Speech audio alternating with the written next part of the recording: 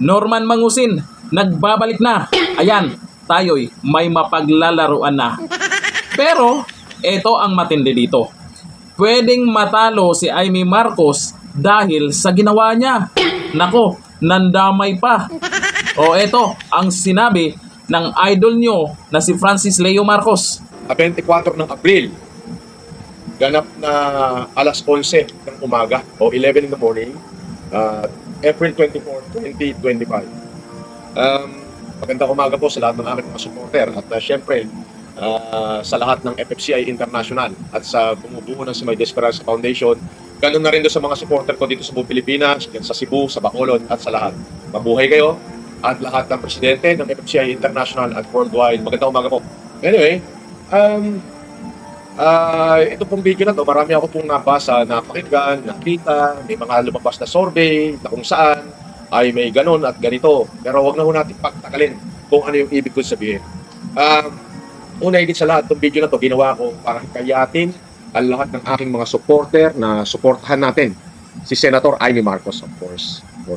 Alam naman natin, wag tayong makisali sa kung ano mang issue at issue dito, issue doon. May mga nagsasabi na ang Marcos basta daw Marcos ay basta Marcos ay magnanakaw. Abay, hindi lahat. Paano ho ako? Ay Marcos ako.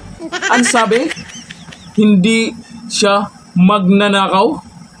O sige, pagbigyan ko na. Oo, hindi ka magnanakaw kasi wala naman akong patunay na magnanakaw yan. Pero ang pagkakaalam ko at may mga patunay ako, professional scammer yan. Scammer na si Francis Leo Marcos. Tama ka rin dyan. Aba, hindi pa rin nagbago ah. Mas lumala pa ang yabang niya. Sana all. Ang pagbabalik niya, sinabi ko na sa inyo nung una pa, pag nananahimik yan, nagpa-practice yan kung paano makaisa na naman sa mga iilan na mauuto niyang supporters niya. Kaya nasabi ko pong negative ang maging resulta sa pag-endorso niya kay Amy Marcos. Mas marami pong nabiktima yan si Francis Leo Marcos. Mas maraming galit na dyan dahil sa pambubudol ng hinayupak na yan. Kaya imbis yung iba na nakasuporta kay Amy Marcos, lalo na yung mga Duterte supporters dahil sa pag-endorso ni VP Sara nitong nakaraan, ako nga, nagdalawang isip din ako, baka isabay ko yan si Amy Marcos. Ngayon inendorso ni Francis Leo Marcos, wag na. Di bali na. Wag na. Si Amy Marcos, inendorso ng isang scammer? No. Pag scammer ang nag-endorso at pinayagan nila ito at hindi sila kumontra sa ginagawa ng hinayupak na Francis Leo Marcos na to, ibig sabihin lang yan, nagkakasundo sila. Ibig sabihin lang yan, okay lang kay Amy Marcos kung inendorso siya ng isang nagpakilalang Francis Leo Marcos kasi ay hindi kumontra. Kung magsalita siguro si Amy Marcos dyan na huwag kayong maniwala dyan, di bali na kung anong sasabihin niya at kung ano yung masasabi ni Amy Marcos tungkol dito.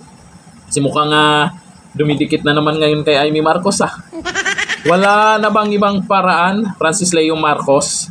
Asa na yung mga pinagyayabang mo netong nakaraan? Yung mga iyong binabantaan? Ni isa, wala pa rin nasasampulan. Ngayon, nagpahinga ka lang ng ilang linggo dyan, nagpa-practice kung paano mambudol ng panibagong tactics at pamamaraan para makakain lamang ang iyong mga tauhan kasi nagugutom na daw dyan. Pagbabalik mo, eto na naman yung paraan.